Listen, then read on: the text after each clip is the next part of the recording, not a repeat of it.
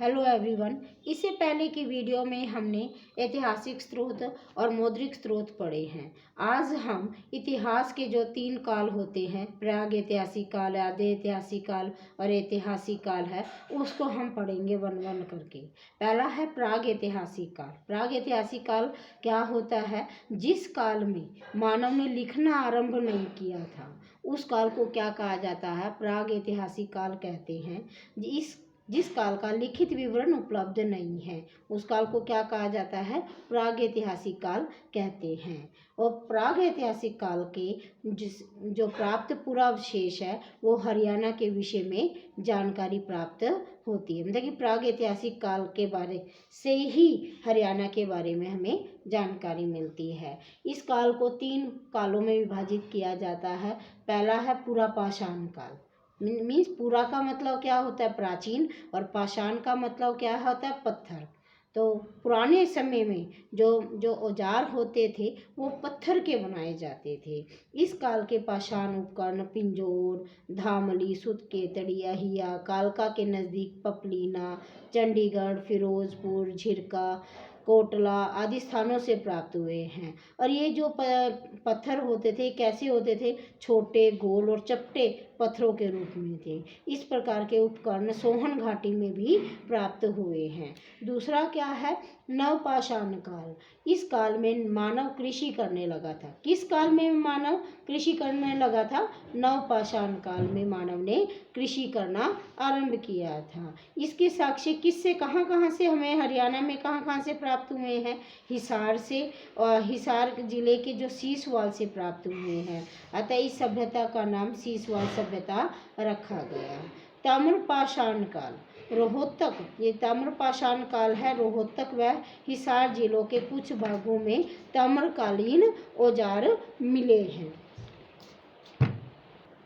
आद्य ऐतिहासिक काल। जिस काल के लिखित विवरण को पढ़ा नहीं जा सकता, उस काल को आद्य ऐतिहासिक काल कहते हैं। अर्थात कि जब मानव ने लिखना और पढ़ना तो शुरू कर दिया था, लेकिन अभी भी उसके अभिलेख को, उनके जो लिखित उनके विवरण हैं, उनको अभी तक नहीं पढ़ा गया है। उसी काल को क्या कहा जाता है? आद्य ऐतिहासिक काल कहते हैं। इसके अंतर्गत सीसवाल संस्कृति, सिंधु घाटी सभ्यता को शामिल किया जाता है। इस काल के पुरावशेष हरियाणा में पाए जाते हैं। जैसे सीसवाल संस्कृति। सीसवाल संस्कृति की खोज है वो किसने की थी? डॉक्टर सूरज भान के नेतृत्व में हुई थी। और ये सीसवाल गांव कहाँ है? हिसार का एक गांव है, सीसवाल गांव है, उसमें इसकी खुदाई हुई थी। कब की गई थी इसकी खुदाई? 1968 ईस्वी में की गई थी। सीसवाल संस्कृति से संबंधित निम्नलिखित स्थल है।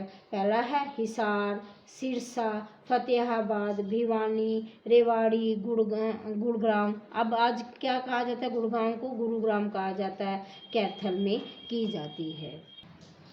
सिंधु सभ्यता, या जिसे हड़प्पा सभ्यता भी कहा जाता है, हरियाणा के फतेहाबाद जिले में प्राचीन सरस्वती नदी घाटी में स्थित बनावली, जो बनावली स्थल है, वो कहाँ पर है? फतेहाबाद जिले में है। यहाँ पर सिंधु घाटी सभ्यता का क्या है? पुराना स्थल मिला है। इसकी खोज 1973 से 74 में R.S. बिष्ट ने की थी। यहाँ से विचित्र पशु की मुद्रा प्राप्त हुई है, जिसका धड़ सिंह का है और जो सींग है वो बैल की तरह है। इसके अतिरिक्त मिट्टी का खिलौना, सड़कों पर बैलगाड़ी के पहियों के निशान, जौ के साक्ष्य, मातृ देवी की 2 मृण मूर्तियाँ, अग्निवेदियों के साक्ष्य, अग्निवेदिया का मतलब यज्ञ के साक्ष्य यहाँ से मिले हैं। वर्ष 2016 में भिवानी जिले के तिगड़ाना गांव से प्राप्त अवशेषों से औद्योगिक और व्यावसायिक केंद्र की पुष्टि हुई है। राज्य में सिंधु घाटी सभ्यता के प्रमुख क्षेत्र कहाँ कहाँ पर है? राखीगढ़ी, और कहाँ पर है? बनावली। यह कहाँ पर है? फतेहाबाद में है। मिताथल और भिंड ढाणा और भगवानपुरा, फरमाना खास फतेहाबाद में है। अब 1 बाय इसके बारे में हम डिटेल से पढ़ेंगे। पहला क्या है? राखीगढ़ी। राखीगढ़ी पूरा स्थल है वो हिसार जिले के नारनौंद खंड से है। यह हरियाणा के हिसार जिले में है। और ये ऋग्वैदिक जो दृश्यदती नदी के दाएं तट पर पर क्या है, नारनौंद खंड में स्थित है। यहाँ से प्रारंभिक हड़प्पा और परिपक्व हड़प्पा सभ्यता के साक्ष्य प्राप्त हुए हैं। यह सिसवा सभ्यता का भी प्रमुख केंद्र रहा है। राखीगढ़ी है वो मोहनजोदड़ो के पश्चात हड़प्पा सभ्यता का दूसरा बड़ा पूरा स्थल है और इसका उत्खनन डॉक्टर अमरेंद्र नाथ ने कब किया था, 1997 में आरंभ किया, जो वर्ष 2000 तक चला। इसके अतिरिक्त मकान, मृद भांड और विशिष्ट पत्थर के बने आभूषण भी प्राप्त हुए हैं। बनावली यह फतेहाबाद में है। इस स्थल की जो खुदाई है किसने की थी, RS बिष्ट ने की थी। कब की थी, 1974 ईस्वी में की थी। मिताथल कहाँ पर है, भिवानी जिले में है और इसकी खुदाई डॉक्टर सूरज भान के नेतृत्व में हुई थी। कब हुई थी, 1967 से 68 में की गई थी। यहाँ से गुप्तों व कुषाणों के सिक्के प्राप्त हुए हैं। और रोहतक मदीना कहाँ है, रोहतक जिले के मध्य खंड में स्थित मदीना गांव की खुदाई 2007 और 8 में डॉक्टर मनमोहन कुमार के निरीक्षण में की गई थी। भिंड ढाना ये कहाँ है, फतेहाबाद में ये है। ये सरस्वती नदी के बाएं तट पर लेफ्ट साइड में है ये, और इसका उत्खनन 2003 और 4 में शुरू किया गया। भगवानपुरा कहाँ पे है, कुरुक्षेत्र में स्थित है। इस ग्राम से उत्तर हड़प्पा संस्कृति और चित्रित धूसर मृदभांड मतलब पेंटेड ग्रे वेयर के साक्ष्य मिले हैं। फरमाना खास कहाँ है, ये दक्ष खेड़ा जिसको भी कहा जाता है, रोहतक जिले में स्थित इस पूरा स्थल का जो स्थान है वो राखीगढ़ी के बाद आता है। यहाँ से हड़प्पा कालीन सेल खड़ी की मोहरे और कब्रिस्तान प्राप्त हुए हैं। फरमाना खास से क्या क्या प्राप्त हुआ है, ये सेल खड़ी की मोहरे और कब्रिस्तान प्राप्त हुए हैं। फतेहाबाद जिले में स्थित जो कुनाल है, कैथल जिले में बालू ग्राम और रोहतक जिले की गिरावड़ आदि में क्या है, हड़प्पा जो सभ्यता के पुराने क्या है, अन्य पुरास्थल मिले हैं। हरियाणा राज्य में हाकड़ा संस्कृति का कालक्रम हड़प्पा सभ्यता से भी पहले का माना जाता है। यह कृषि समुदाय के विकास को प्रस्तुत करती है। हाकड़ा संस्कृति बच्चों पर किसको कहा जाता है, पाकिस्तान में जो घग्गर नदी है, हरियाणा में जो घग्गर नदी है, पाकिस्तान में उसको क्या कहा जाता है, हाकड़ा कहा जाता है, हाकड़ा नदी कहा जाता है।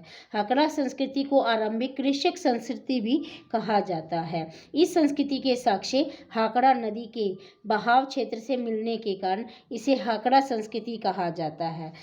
हरियाणा में हाकड़ा संस्कृति के साक्ष्य सर्वप्रथम कुनाल नामक पूरा स्थल से प्राप्त हुए हैं और पाकिस्तान में घग्गर नदी को हाकड़ा नदी के नाम से जाना जाता है। फिर आ जाता है ऐतिहासिक काल।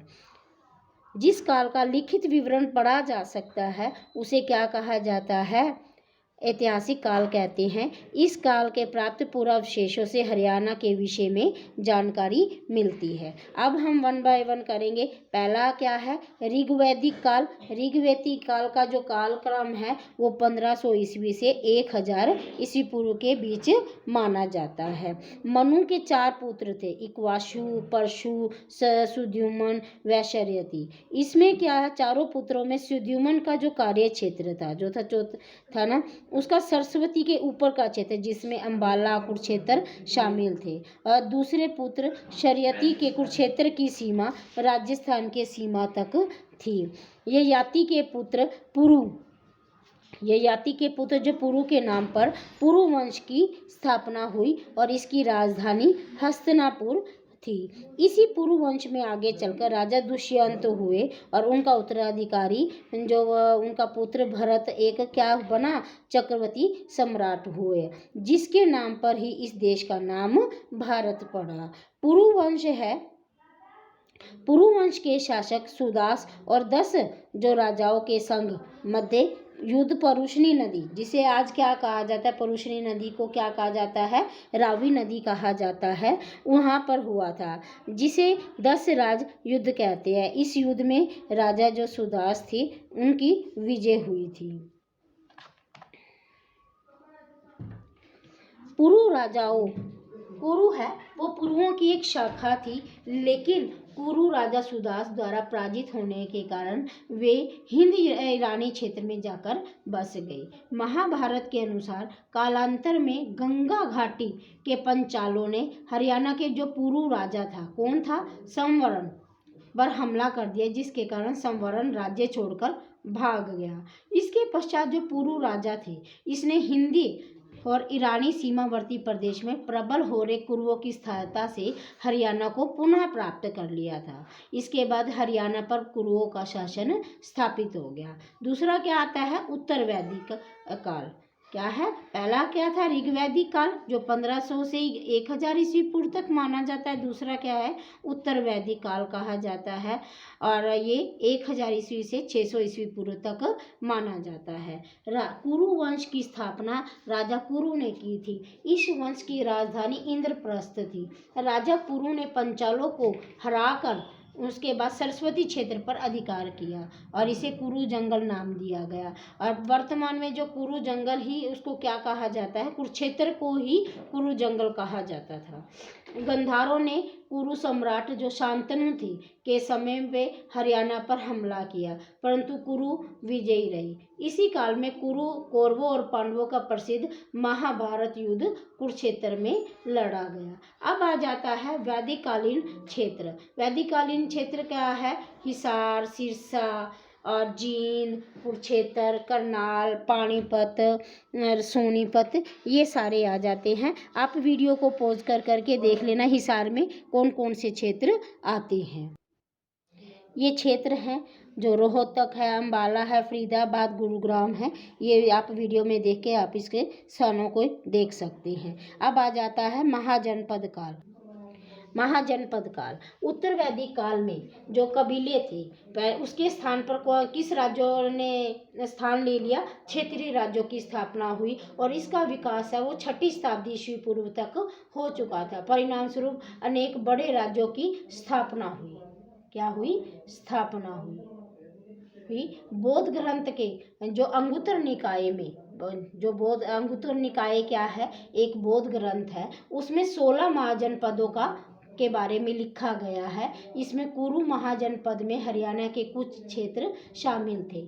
मेरठ, दिल्ली, थानेश्वर में कुरु महाजनपद स्थित था और महाभारत काल में इसकी राजधानी कौन सी थी, हस्तिनापुर थी। अब आ जाता है मौर्य काल।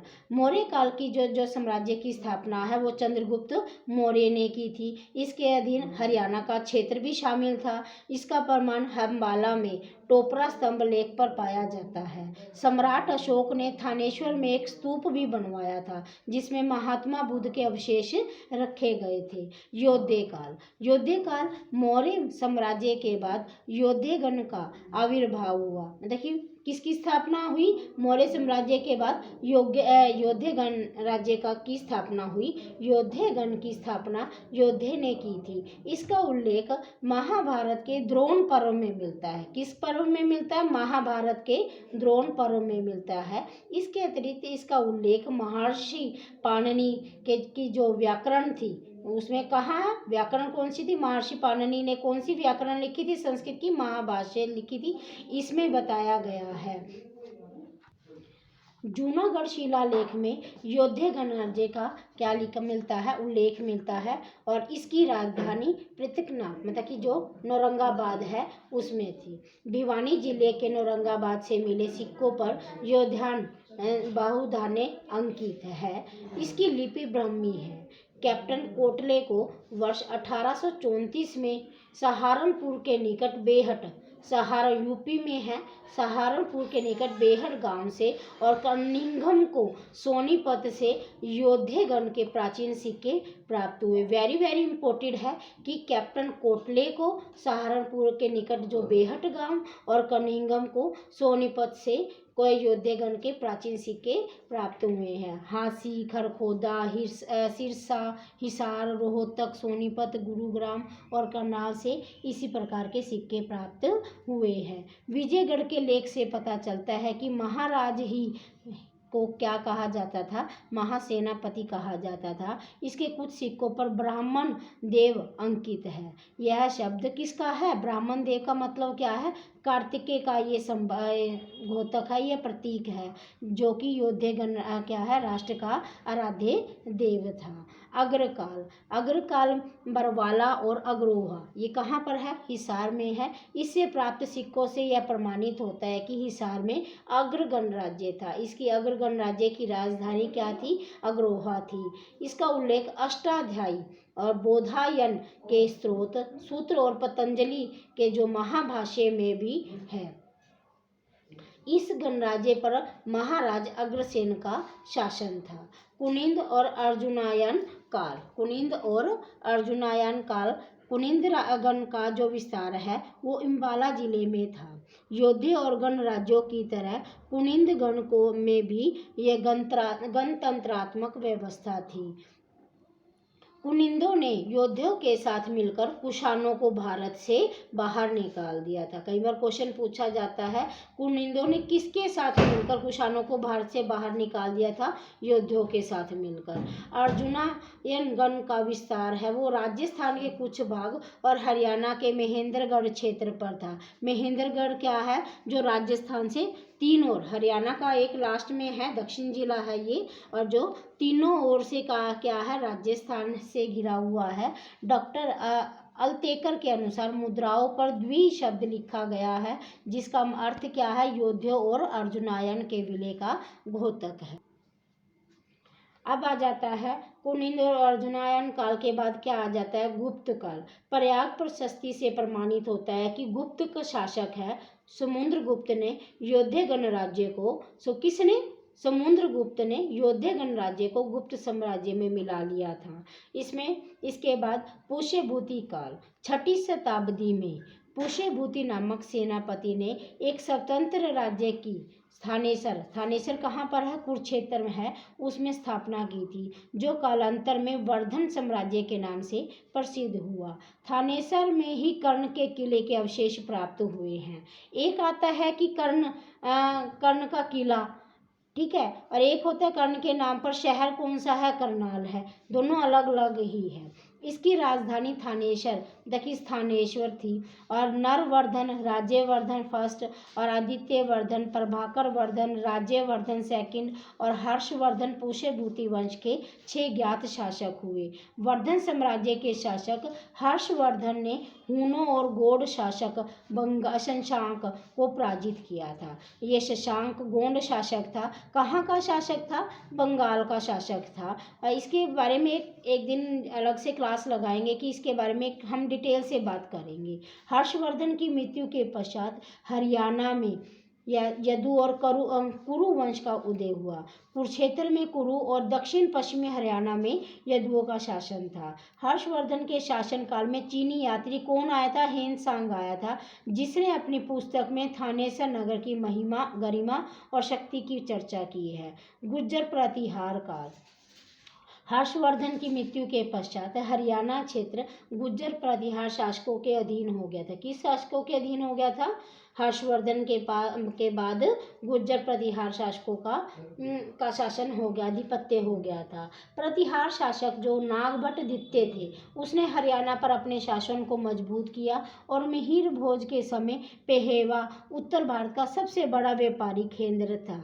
यहाँ से घोड़ों का व्यापार होता था। अब आ जाता है जिलों के प्राचीन नाम। जो सिरसा है उसको प्राचीन नाम में क्या कहा जाता था? सैरिशकम कहा जाता था। फतेहाबाद का पूरा प्राचीन नाम इकदार, हिसार का हिसार फिरोजा और महेंद्रगढ़ का कानोड़ और रेवाड़ी का रेवाबड़ी और मेवात का सत्यमेवपुरम। अब मेवात को क्या कहा जाता है? नू कहा जाता है। पलवल क्या है? एक राक्षस था, क्या है? उपलबा या अपलबाला के नाम पर प्राचीन नाम था। अब इसको क्या नाम दिया गया है? पलवल रखा गया है।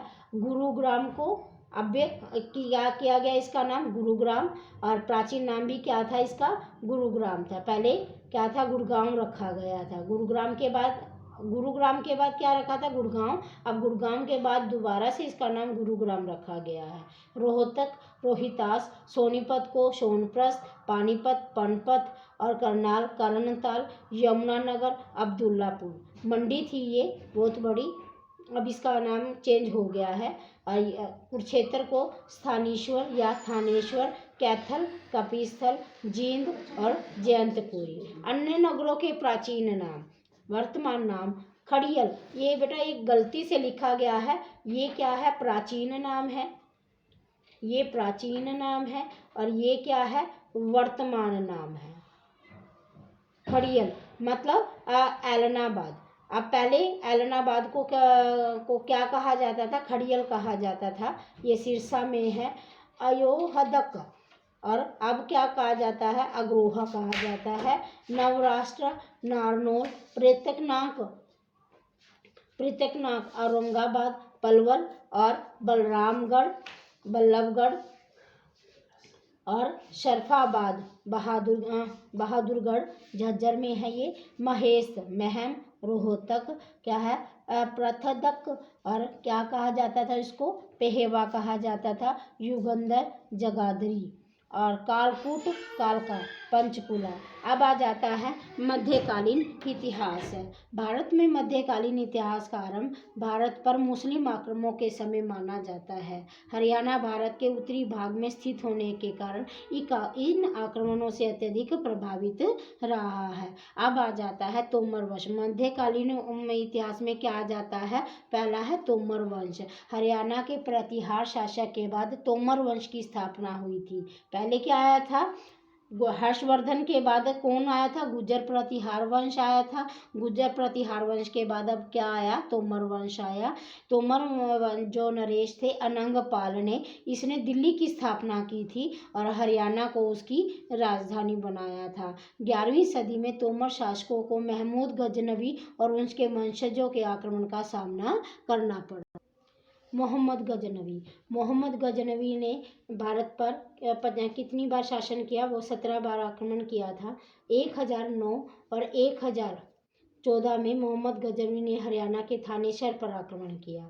देखो पिछली बार HSSC ने यही सेम टू सेम क्वेश्चन पूछा था, उसमें तो दो ऑप्शन थे 1009 और 1014 में, लेकिन राइट ऑप्शन क्या था, 1014 थे। क्योंकि मोहम्मद गजनवी ने जब थानेसर पर आक्रमण किया था, 1009 में आक्रमण किया था, तो वो असफल आक्रमण था, उसमें उसको सफलता प्राप्त नहीं हुई थी। लेकिन जब 1014 ईस्वी में महमूद गजनवी ने हरियाणा पर आक्रमण किया था, हरियाणा के थानेसर पर आक्रमण किया था, तो उसमें उसको सफलता मिली थी। अलबरूनी के अनुसार उस समय थानेसर के मंदिरों में कांस्य निर्मित देवताओं के हाथों में चक्र लिए मूर्तियां स्थापित थी, जिन्हें चक्र स्वामी के नाम से जाना जाता था। मोहम्मद गजनवी द्वारा किए गए इस आक्रमण में मंदिरों व मूर्तियों का विनाश किया गया था। मोहम्मद गजनवी के आक्रमण के समय जो थानेसर पर तोमर शासक, किसका शासन था उस समय, जयपाल का शासन था। अलबरूनी ने अपनी रचना किताब उल हिंद में थानेसर को हिंदुओं का महत्वपूर्ण केंद्र बताया था। मोहम्मद गजनवी के बाद 1037 में उसके जो पोता था मसूद ने हांसी पर आक्रमण किया और तोमर शासक जो कुमारपाल देव से उसका संघर्ष हुआ, जिसमें मसूद की जीत हुई। इसके साथ ही उसका थानेसर जो कुरुक्षेत्र सहित सारे हरियाणा पर कब्जा हो गया। 1043 में मसूद के बेटे मादूद ने आक्रमण किया और तोमर शासक कुमारपाल देव ने अन्य शासकों की सहायता से मादूद को पराजित कर दिया। 1043 में कुमारदेवपाल चौहानों, परमारों और कलचुड़ियों के सम्मिलित संघ ने गजनवी साम्राज्य पर आक्रमण कर गजनी की सेना को पराजित कर दिया था। जैन लेखक कौन थे, हेमचंद्र थे। उनके जो महाकाव्य के अनुसार चौहानों और तोमरों के बीच संघर्ष का अंत विग्रहराज द्वारा दिल्ली और हांसी पर अधिकार करने के साथ हुआ। अब आ जाता है मोहम्मद गोरी। 12वीं शताब्दी में जो चौहान और चहामान शासक थे, उन्होंने दिल्ली और हरियाणा को तोमर शासकों से मुक्त किया और अपना आधिपत्य स्थापित कर लिया, मतलब कि अपना अधिकार स्थापित कर लिया। मोहम्मद गोरी ने 1075 से 86 ईस्वी के मध्य निरंतर संघर्ष कर पंजाब को अपने अधीन कर लिया था, जिस पर महमूद के वंशज शासन कर रहे थे। 1191 में क्या है, पृथ्वीराज तृतीय, जिसे पृथ्वीराज चौहान भी के नाम से भी जाना जाता है, हांसी से गोविंद राय की संयुक्त सेना के साथ मोहम्मद गोरी की सेना का तरावड़ी, जो करनाल में क्षेत्र है, तरावड़ी नामक स्थान पर युद्ध हुआ, जिसमें गोरी पराजित हुआ था। और तराइन का, जिसको क्या कहा जाता है, प्रथम युद्ध भी कहा जाता है। पुनः 1192 ईस्वी में गोरी और पृथ्वीराज तृतीय के बीच तरावड़ी के युद्ध में, जिसे तराइन का दूसरा युद्ध भी कहा जाता है युद्ध हुआ, जिसमें अब पृथ्वीराज की पराजय हुई। इस युद्ध में भी गोविंद राय और पृथ्वीराज के साथ लड़ा था, जिसमें मोहम्मद गोरी की विजय हुई थी। इसके अतिरिक्त कुतुबुद्दीन ऐबक ने 1206 में शासन संभाला। इस युद्ध के पश्चात अग्रोहा का क्षेत्र मुस्लिम शासन के अधीन चला गया। सल्तनत काल। गुलाम वंश कुतुबुद्दीन ऐबक दिल्ली व हरियाणा का प्रथम मुस्लिम शासक बना और गुलाम वंश की स्थापना की। ऐबक की मृत्यु के उपरांत इल्तुतमिश और रजिया सुल्तान का शासक रहा, जिसके काल में लाहौर और भटिंडा में विद्रोह हुई। कैथल के पास रजिया बेगम की 1240 ईस्वी में हत्या कर दी गई। उसके जो भाई थे बहरामपुर, उसने की थी। कैथल में रजिया बेगम के नाम का गुंबद भी स्थापित है। बलबन, जो सुल्तान नसरुद्दीन की मृत्यु के पश्चात 1266 ईस्वी में दिल्ली का सुल्तान बना। बलबन ने 1265 में राज्य के शक्तिशाली मेवातियों की शक्ति नष्ट करने का प्रयास किया था। दिल्ली गुरुग्राम सीमा पर गोपालगिरी का मध्यकालीन दुर्ग बलबन द्वारा बनाया गया था। बलबन के बाद दिल्ली सल्तनत पर खिलजी वंश का शासन स्थापित हुआ। 1290 ईस्वी में जलालुद्दीन खिलजी दिल्ली का सुल्तान बना। मोहम्मद तुगलक की नीतियों से असंतुष्ट होकर हरियाणा में जो गुहगाम, कैथल, सुनाम, समाना आदि जगहों पर किसानों ने राजस्व देना बंद कर दिया। कैथल का प्रथम विद्रोह कब हुआ था? 1343 ईस्वी में हुआ था। यह किसान विद्रोह था जो मोहम्मद तुगलक के शासनकाल में हुआ था। 1388 ईस्वी में फिरोज शाह तुगलक की मृत्यु के बाद दिल्ली से सत्ता के लिए गृह युद्ध छिड़ गया। इसमें नसीरुद्दीन सफल रहा। फिरोज शाह तुगलक ने फतेह खान के नाम पर फतेहाबाद और हिसार नगर बसाए थे। इसके शासनकाल में गोहाना क्षेत्र में विद्रोह हुआ था। तैमूर लंग द्वारा अभूतपूर्व आक्रमण कब किया गया था? 1398 ईस्वी में किया गया था। यह वर्तमान जो भटनेर है, वर्तमान हनुमानगढ़ राजस्थान में है, को बुरी तरह से तबाह करने के बाद वह घग्गर नदी से होते हुए हरियाणा में सिरसा, फतेहाबाद, टोहाना, पुनक, कैथल, असंध व पानीपत पहुंचा। सिकंदर लोदी की धर्मांधता के कारण कलायत कहाँ पर है? कैथल में है, और जींद में विद्रोह हुए, किंतु बहलोल लोदी के काल में हरियाणा को 1451 में सल्तनत का भाग बना लिया गया। अब आ जाता है मुगल काल के बारे में हम पढ़ेंगे। जो मुगल काल है, मुगल काल की स्थापना बाबर द्वारा की गई। यह मध्य एशिया के फरगना का रहने वाला था। चंगेज खां और तैमूर लंग के वंशज और फरगना के शासक बाबर ने 1526 ईस्वी में हरियाणा पर आक्रमण किया था। फिरोज शाह के सिकदार हामिद खान खसा खैल ने भी सेना के साथ मुकाबला किया, और बाबर के आक्रमण के समय तावड़ू परगने का शासक जलाल खां था। बाबर के आक्रमण के समय तावड़ू परगने का शासक कौन था? जलाल खां था। और इसने 21 अप्रैल कब हुआ था? पानीपत का प्रथम युद्ध, ये डेट वेरी इम्पोर्टेंट है। 21 अप्रैल 1526 को पानीपत के मैदान में पानीपत का प्रथम युद्ध हुआ, जिसमें बाबर द्वारा इब्राहिम लोदी की पराजय के बाद मुगलों ने अपने हरियाणा पर बल्कि पूरे हिंदुस्तान पर आक्रमण अधिकार कर लिया। राज्य में नवविजित राज्य प्रदेश के प्रशासन को व्यवस्थित तरीके से चलाने के लिए बाबर ने इसे 4 सरकारों में मतलब 52 जिलों में बांट दिया था। दिल्ली सरकार, मेवात सरकार, हिसार सरकार और सरहिंद सरकार। बाबर की मृत्यु के बाद हुमायूं शासक बना और उसने मेवात की सरकार अपने भाई हिंदाल को और हिसार और सरहिंद कामरान को दे दिए। यही सबसे उसकी कूटनीति थी वो उसके लिए गलत साबित हुई। और 5 नवंबर 1556 को हुमायूं के पुत्र अकबर और ये अंतिम हेमचंद्र विक्रमादित्य से माना जाता है कि सेनाओं के मध्य पानीपत का दूसरा युद्ध हुआ। पानीपत का दूसरा युद्ध कब हुआ था? 5 नवंबर 1556 ईस्वी को। और पहला युद्ध कब हुआ था? इनकी डेट वेरी इंपॉर्टेंट है, याद करना बेटा। 21 अप्रैल को हुआ था 1526 ईस्वी में। और इसमें किसकी पराजय हुई? हेमू की पराजय हुई। दिल्ली की गद्दी पर बैठने वाला अंतिम हिंदू शासक कौन ही था? हेमचंद, या जिसे हेमू भी कहा जाता है। राज्य को सुव्यवस्थित तरीके से चलाने के लिए अकबर ने इसे 15 सूबों में बांट दिया। कितने सूबों में बांट दिया? 15 सूबों में बांट दिया। इस समय राज्य में 70 परगने थे और 5 सरकारें थी, जो जैसे दिल्ली सरकार रेवाड़ी, सरकार हिसार फिरोजा, सरकार मेवाती, सरकार हिंद। मुगल शासक शाहजहां की पहचान भवन निर्माता के रूप में की जाती है। शाहजहां का जो पुत्र था, कौन था? दारा शिकोह था। थानेसर में अपने गुरु शेख चिल्ली के संपर्क में रहता था।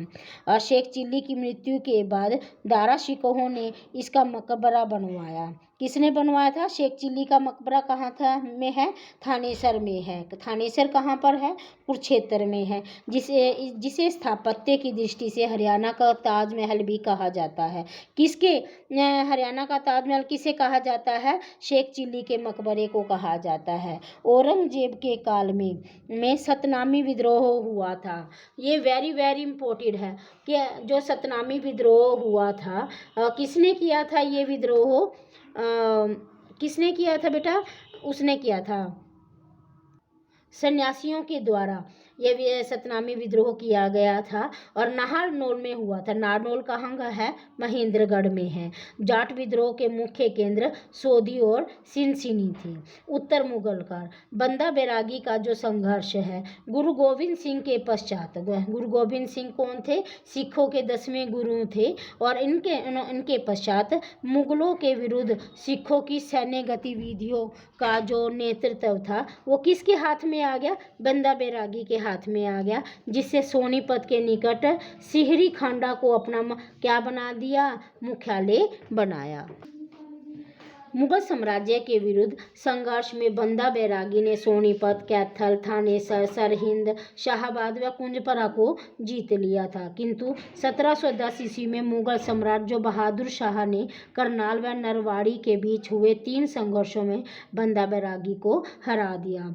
रेवाड़ी के अहीर शासक औरंगजेब के काल में नंदराम नामक एक अहीर ने गढ़बोलनी गांव का था और रेवाड़ी में अहीर शासन की स्थापना की थी। किसने की थी? नंदराम नामक एक अहीर ने रेवाड़ी में अहीर शासन की स्थापना की थी। इसके बाद बाल किशन वहाँ का शासक बना।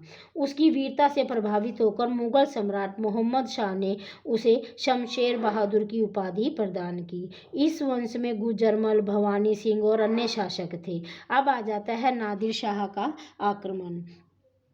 नादिर शाह का आक्रमण, जिसको करनाल का युद्ध भी कहा जाता है। नादिर शाह के आक्रमण, करनाल का युद्ध 1739 ईस्वी में ईरान के बादशाह नादिर शाह और हिंदुस्तान के सम्राट मोहम्मद शाह रंगीला के बीच हुआ था, जिसमें नादिर शाह ने मुगल शासकों को पराजित कर दिया था और अपने साथ क्या लेके गया था? मयूर सिंहासन और कोहिनूर हीरा ले गया। मराठों का उद्भव। 15 अक्टूबर 1754 को तत्कालीन मुगल सम्राट आलमगीर ने मराठों के बीच के प्रति कृतज्ञता प्रकट करते हुए उन्हें हरियाणा का पवित्र स्थान कुरुक्षेत्र प्रदान कर दिया था। अब जो कुरुक्षेत्र था या हरियाणा था वो किनके हाथों में आ गया? मराठों के अधीन आ गया। पानीपत का तीसरा युद्ध 1761 ईस्वी में अहमद शाह अब्दाली और मराठों के मध्य हुआ था, जिसमें मराठों की पराजय हुई। जॉर्ज थॉमस वह हरियाणा जॉर्ज थॉमस था वो आयरलैंड का निवासी था और वह हरियाणा में इसे जहाज साहब के नाम से जाना जाता है। यह वर्ष 1787 ईस्वी में सरधना मेरठ की जो शासिका बेगम समरू की सेना में भर्ती हुए, वह बेगम की पुत्री से विवाह किया। वर्ष 1993 ईस्वी में जॉर्ज थॉमस ने मराठा सिंधिया सूबेदार अप्पा खांडे राव हरि के अधीन नौकरी करने लगा। उसे मेवात के प्राप्त की व्यवस्था करने की जिम्मेदारी सौंपी गई। उसने एक सेना की स्थापना की और मेवात के विद्रोही सेना किसानों ने बलपूर्वक भूमि को वसूल किया। जॉर्ज थॉमस को अपनी सेना को वेतन देने के लिए बेगम समरू की जागीर गुरुग्राम और बादशाहपुर के गांवों को लूटना पड़ा। उसने वर्ष 1794 ईस्वी में बहादुरगढ़ और झज्जर को भी लूटा था। नारनौंद का युद्ध कब हुआ था? मार्च 1799 ईस्वी में हुआ था। में सिखों और हांसी के शासक जो जॉर्ज थॉमस के बीच हुआ था। हांसी व जींद के ठीक बीच में स्थित नारनौंद गांव के निकट हुआ था। सहारनपुर के मराठा गवर्नर के कहे जाने पर जॉर्ज थॉमस कहाँ पहुंचा? करनाल पहुंचा, जहां सिखों के एक संगठन ने मराठों के विरुद्ध विद्रोह कर रखा था। समझौते द्वारा इस युद्ध का अंत हो गया। हरियाणा में भूमि बंदोबस्त व भूकरकों का इतिहास। हरियाणा में खेती के रकबे को नियत करने और इसका राजस्व नियत करने की सर्वप्रथम शुरुआत किसने की थी? अकबर के शासनकाल में की गई थी। ये पीछे ग्राम सचिव के पेपर में आया हुआ था कि सबसे पहले हरियाणा में भूमि जो बंदोबस्त है या भूकर की व्यवस्था है, सबसे पहले किसके शासनकाल में आरंभ हुई थी? अकबर के शासनकाल में आरंभ हुई थी। और इसके मंत्री राजा टोडरमल ने किसके पद्धति के तहत? दहशाला पद्धति के द्वारा की गई थी। वर्षा आधारित, इसमें अलग अलग आधार पर क्या है, खेती को करों को बांटा गया था। जैसे वर्षा आधारित खेती वाली जमीन को बरानी और सिंचाई वाली जमीन को चाही मतलब कुओं से सिंचित कहा जाता था। अंग्रेजी शासन के अधीन किसानों से उपज का 1/6 भाग क्या है, भू कर के रूप में लिया जाता था, जबकि देशी रियासतों के अधीन किसानों से नवाब और जागीरदार उपज का 1/4 भाग भू कर के रूप में लिया जाता था। अंग्रेजी शासित इलाकों के अनावृष्टि मतलब अकाल के समय भू राजस्व की उगाही टाल दी जाती थी और कभी कभी कुछ या संपूर्ण भूमि कर माफ कर दिया जाता था। हरियाणा भारत का पहला ऐसा राज्य था जहाँ बरानी कृषि पर आधारित जमीन या खेती पर किसी प्रकार का भूकर नहीं लिया जाता था। नहर सिंचित जो क्षेत्रों में किसानों से प्रति 6 माह बाद भूकर की वसूली की जाती थी। थैंक यू बेटा। अगर मेरी ये वीडियो आपको पसंद आ रही है प्लीज़ लाइक और शेयर करना मत भूलना। आगे हम आने वाली वीडियो में इससे रिलेटेड हम प्राचीन और मध्यकालीन से रिलेटेड हम क्या करेंगे, MCQ करवाएंगे। देखते हैं कि आपको आएंगे कि नहीं आएंगे।